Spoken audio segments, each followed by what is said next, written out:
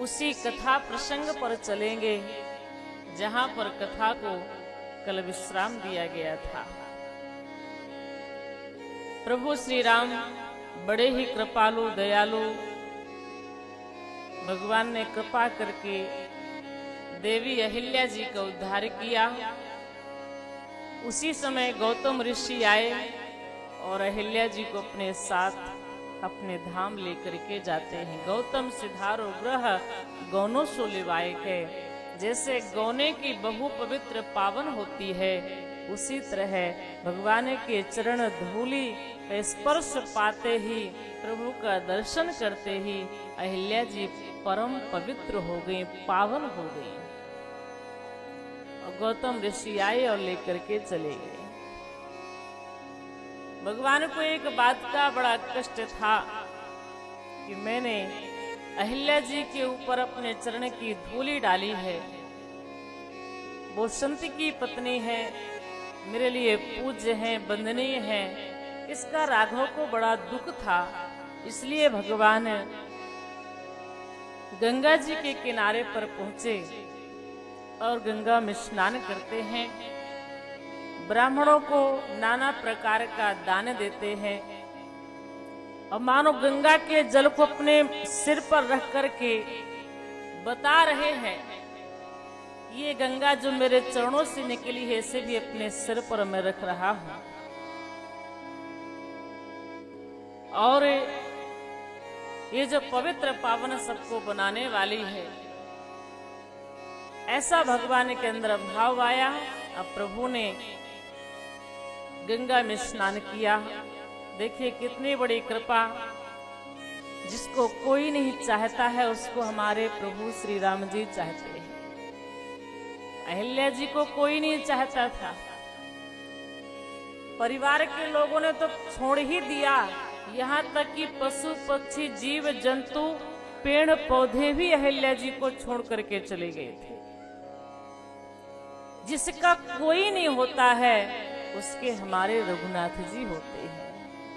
इसलिए भगवान से हमें सा नाता जोड़ करके ही रहना चाहिए। ये संसार के नाते कब छूट जाएं, तुझको जो मेरा मेरा कहेगा, जरूरी नहीं वो तेरा रहेगा। मतलब से मिलते हैं दुनिया के साथी, सदा इस मिलन के भरोसे न रहना। संसार के जो साथी हैं तो मतलब से मिलते हैं, हमारा मतलब है तो कहेंगे हमारे हैं हमारे हैं, और जैसे स्वार्थ समाप्त होगा कि सब किनारे हो जाएंगे, फिर कोई नहीं रहेगा। केवल भगवान ही एक ऐसा साथी है जो हमेशा जीव के साथ में रहते हैं। अहिल्या जी का उद्धार हुआ।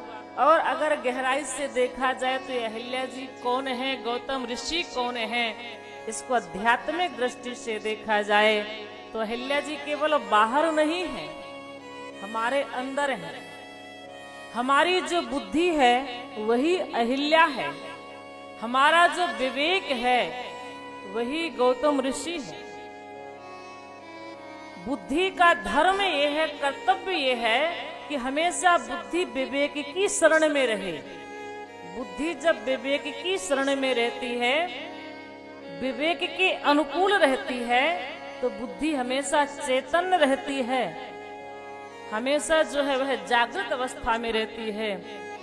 लेकिन जब यह बुद्धि विवेक को छोड़ करके भोग की ओर चली जाती है, संसार की ओर चली जाती है, भौतिक सुख की ओर चली जाती है, तब इस बुद्धि में जड़ता आ जाती है, यह जड़ हो जाती है।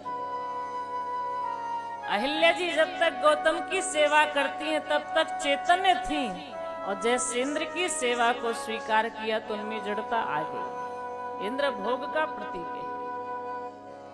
इसलिए हमारी बुद्धि को हमेशा विवेक की शरण में रहना चाहिए।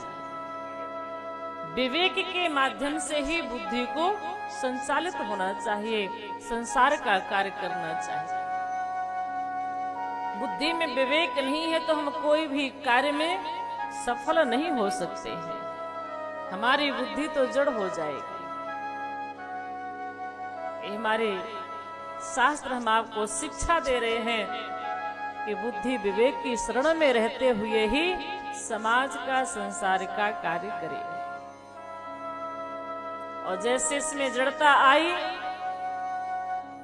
कभी आ भी जाए हमारी बुद्धि में जड़ता, विवेक को छोड़ करके भोग की ओर चली जाए, जड़ हो जाए, तो क्या करना चाहिए? तब सत्संग करना चाहिए, गुरुजनों का, भगवान का सानिध्य प्राप्त करना चाहिए। और जब उनका सानिध्य मिल जाएगा, उनका दर्शन मिल जाएगा, तो हमारी बुद्धि पुनः चैतन्य हो जाएगी। इसलिए हमेशा बीच बीच में भगवान की कथाओं को सुनते रहना चाहिए।